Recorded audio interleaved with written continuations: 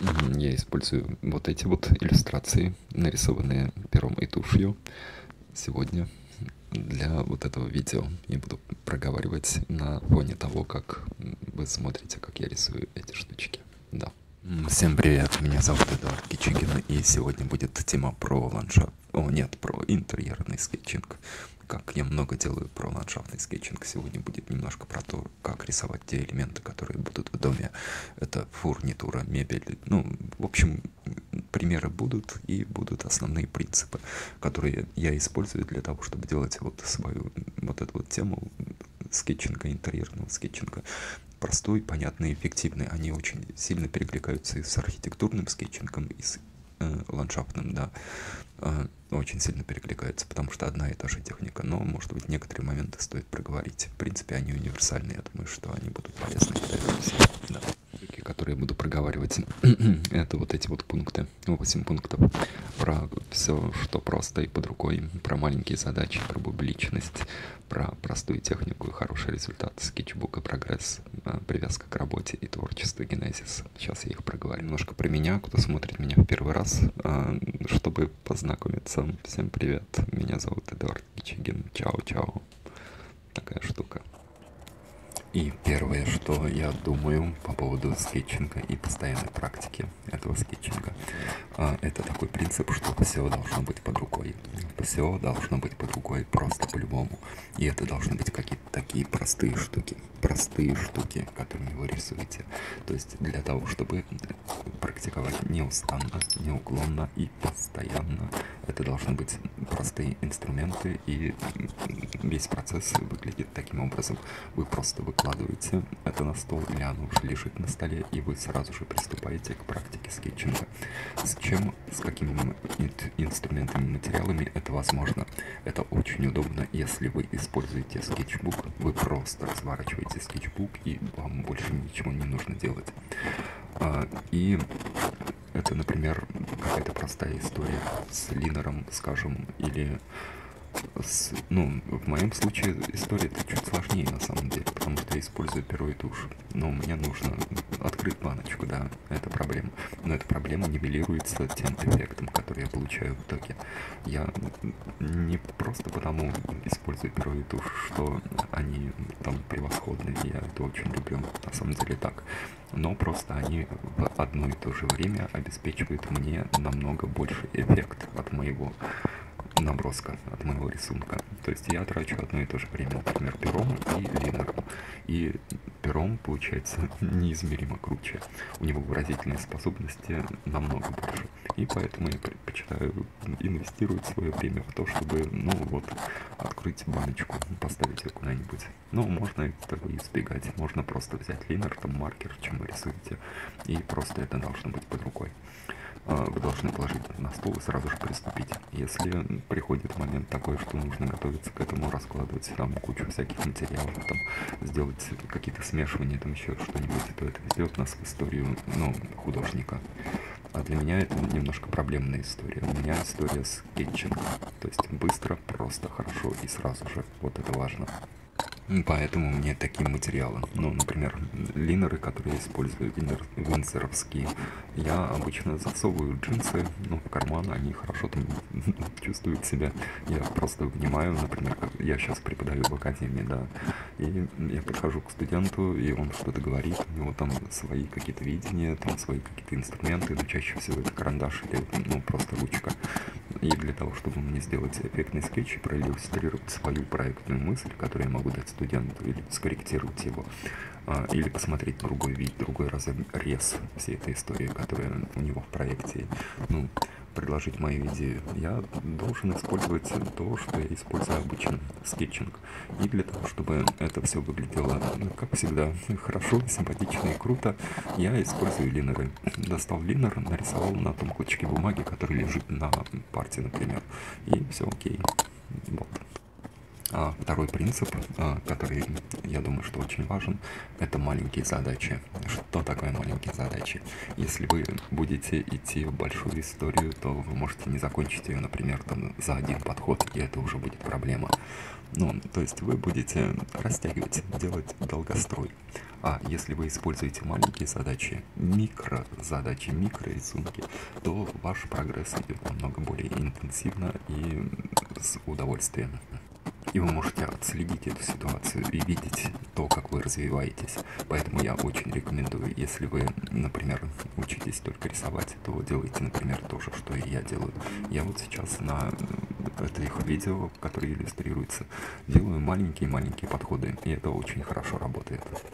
Маленькие задачи, маленькие рисунки избавляют меня от массы моментов, которые, например, мне не нужно отрабатывать сейчас, и возвращают меня к тем моментам, которые мне нужно отрабатывать, чтобы потом составлять мои там большие композиции из вот таких вот разных простых элементов. Сейчас я отрабатываю простые элементы. Это фонарь, это уличный фонарь, это еще какие-то моменты. И вот их очень полезно рисовать отдельно. То есть не нужно сразу же идти там в большую историю, и скетчинг от вас этого не требует. Вы можете делать подходами, микроподходами, там утром маленький фонарь, там вечером маленький стул, днем на перерыве маленькую кружку нарисовать, и это уже будет очень хорошее движение, очень правильный подход к тому, чтобы научиться скетчингу. И эти маленькие задачи не нужно брать для них отдельный листик, просто миксуйте в листе, например, тот, который у вас в скетчбуке. На одном листе там может поместиться 10, например, таких набросков, если у вас скетчбук, ну, как у меня, там, формата А4 или А3, без проблем. И вы просто открыли скетчбук, взяли то, чем вы рисуете, нарисовали маленькую штучку, пошли пить чай. Все просто. И вот из таких итераций складывается нормальное и такое комфортное движение вперед в скетчинге. Третий пункт, который мне кажется очень полезным, а во всяком случае в моем случае он хорошо сработал, это некоторая публичность вашего творчества. Если вы соблюдаете предыдущие пункты, и, например, у вас маленькие микрорисунки такие, и вам удалось, вы научились делать их симпатичными, есть надежда, что и большой рисунок вы будете делать также симпатичным, и это у вас превратится в такой автоматичный навык. Вы делаете микросрисовку, и она симпатичная. И в результате, вот на мне сработало, я не знаю, как у вас, но на мне очень хорошо сработало. Эти микрозарисовки нужно публиковать в соцсети. Как я делал? Я, даже если был недоволен результатом моего творчества, моего эскиза наброска, я публиковал его в Instagram. И, с одной стороны, два фактора.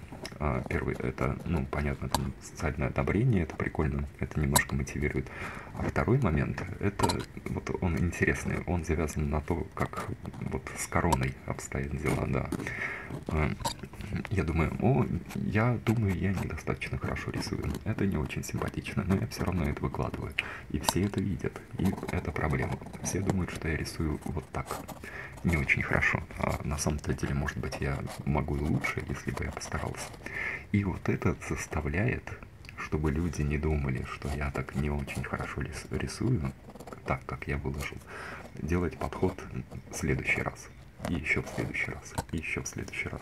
Ты как будто бы социально оправдываешься, что ли, перед теми, кто смотрит тебя, что ты на самом деле лучше, чем прошлый рисунок, который ты выложил. Это странно, это, наверное, сработает не у всех, но вот у меня сработал. Ну и помимо всего этого, там будет положительная обратная связь. И интересно, что тоже интересно. Вы таким образом двигаетесь по такому развитию. И это развитие все видят. И вы уже привязались к этому. И соскочить уже будет как-то менее комфортно. Поэтому прям это рабочая тема. Хорошо использовать. Четвертый пункт. Простая техника, хороший результат.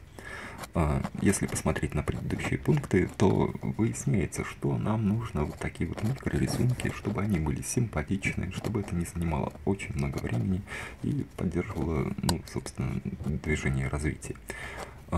И вот это и есть тема скетчинга. Нарисовать быстро, просто хорошо, круто. И вот моя техника скетчинга — это итальянская школа. ну, такого быстрого рисунка из скетча, мне кажется, очень хорошо этому соответствует. Поэтому есть смысл использовать те уроки, которые я даю на YouTube в открытом режиме, использовать по максимуму. Брать мои плейлисты и разбирать там, ну, смотреть, рисовать одновременно со мной. Поставить видео на воспроизведение и положить листик рядом с собой и начать скетчить. Смотреть на меня и делать, ну, допустим, такую копию. Или лучше, на самом деле, не копию, а интерпретирование. То есть я рисую там какой-то куст, и рядом с ним скамейка, там сидит человечек. Вы рисуете, например, 2 куста и скамейку и фонтан, но в той же технике. Отталкиваясь, используя мои видео как способ оттолкнуться от, например, одного уровня и ухватиться за другой. Не банально копируя, а рисуя свой результат и посматривая на мою технику, беря оттуда вот эти вот все такие полезные образовательные моменты. Если вы внимательно посмотрите на мою технику, то увидите, что ничего сложного здесь нет, все декомпозировано просто до невозможности, все построено на супер простых элементах, но почему-то все складывается в симпатичные штуки. Вот, в общем, это то, что я даю обычно на своем курсе по скетчингу. Ну, вы можете смотреть тут в таком режиме демонстрационном и повторять со мной. Это тоже очень-очень-очень полезно. Пункт 5. Почему я топлю за скетчбук? Потому что в нем наглядно виден результат развития. Если вы используете миллионы листиков, бумажек, это тоже все хорошо. Ну, нет проблем, если вы так хотите. Но если вы используете скетчбук, то вы там через месяц, через 2, через полгода, в зависимости от того, насколько быстро вы его заполните, вы пролистнете вперед, назад, и увидите, с чего вы начинали. И это невероятно сильно мотивирует, потому что движение и практика, они дают результат. Они заряжают на реальный результат. И пролистнув там месяц назад, если вы интенсивно практиковались, вы увидите результаты. И это даст вам силы двигаться вперед, потому что вы увидите, да, сдвиг есть. И этот сдвиг все время у вас под рукой. Все время у вас под рукой в том инструменте, в котором вы практикуете. А не где-то в завале бумажек, куда вы не полезете, там, может быть, там, долго не полезете. Поэтому, если используете бумажки, то у вас, ну, некоторая такая вот в этом отношении есть трудность. Вы не замечаете особо прогресса, если не сделали для этого специальных шагов. Там разгрести бумажки, посмотреть. А если есть скетчбук, то вы видите этот прогресс. Видите, просто каждый раз видите. И это очень круто помогает. Теперь пункт 7. Это тоже очень полезный пункт. Я рекомендую, ну, у меня это происходит профессионально, а я рекомендую всем привязать это к вашей профессиональной деятельности или каким-либо увлечением. Если скетчинг и практика скетчинга связана с тем, что вы делаете ежедневно, если это завязано на ваше хобби какое-то постоянное или постоянную деятельность, или лучше всего работу, то прогресс пойдет и будет подпитываться вот этим вот процессом, который в вашей практике, ну, в вашей жизни, он является ежедневным. И это будет очень хорошей лошадкой, которая будет тащить вас вперед, помогать вам двигаться и развиваться. Опять же, у меня, в принципе, нет такой проблемы, потому что у меня именно потребности в скетчинге выросли из профессиональных. Я должен был научиться быстро и хорошо иллюстрировать свою мысль, потому что у меня проектная графика, вот эта вот ландшафтная архитектура, интерьерный скетчинг, это все в моей работе, это все в моей бытийности, и это у меня постоянно.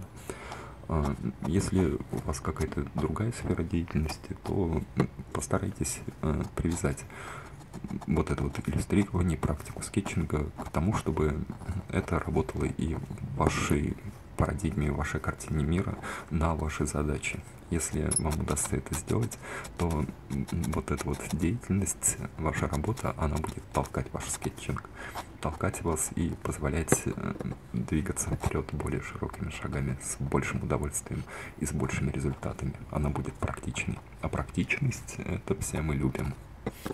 И так как скетчинг — это не просто художественная деятельность, не просто рисование картинки, а иллюстрирование мыслей, иллюстрирование идей, то это можно привязать к любому виду деятельности.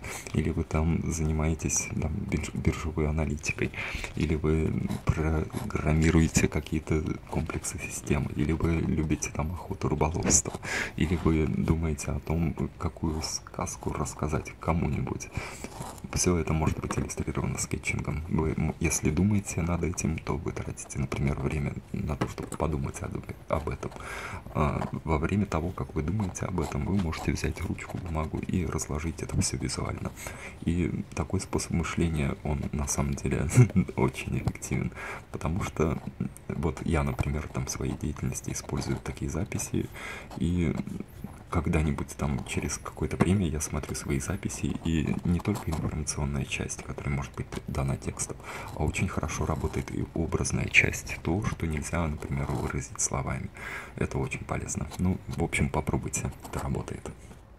И 8-й пункт — это творчество-генезис. Это такая интересная штука, потому что это, знаете, это просто как посадить дерево, потому что происходит то, чего не было раньше. То, что вы создаете из пустоты, из ничего. Это как ваши мысли, или как, идеи, или как творчество, или как вдохновение. Вот этого раньше не было в мире, а вы приносите это все в сущность мира, в то место, где этого не было. И это очень интересно и очень ценно. Это как постоянная тренировка элемента творения. Это как привычка создавать из ничего что-то. Вот это удивительное чувство, когда оно становится постоянным, ты, в принципе, к этому привыкаешь. А когда этого нету, ты очень, может быть, удивляешься, когда это происходит. И происходит, это вдохновение, это творчество, это генезис, такое развитие, новая жизнь, что-то. Вот, я предлагаю сделать это прям постоянным. Прямо постоянным. Выращивание новых сущностей, новых идей, новых образов там, где этого не было. И сделать это нормой в вашей жизни. Это может быть интересно, да. Надеюсь, я дал вам достаточно вдохновения на практику сегодня, практику завтра, практику постоянно, и мотивацию, и какие-то ориентиры для того, чтобы вы могли взять бумагу, ручку, там, что вы используете, и практиковать. Подход. Ну, вы знаете, мой подход — это прям как в спорте. Вот. Опять же, повторюсь, если вам понравилось, ставьте лайк, подписывайтесь на канал и делитесь моими видео в соцсетях. Мне кажется, я делаю хорошую штуку, которая будет круто, если вы поддержите. Вот, я думаю, это хорошая штука.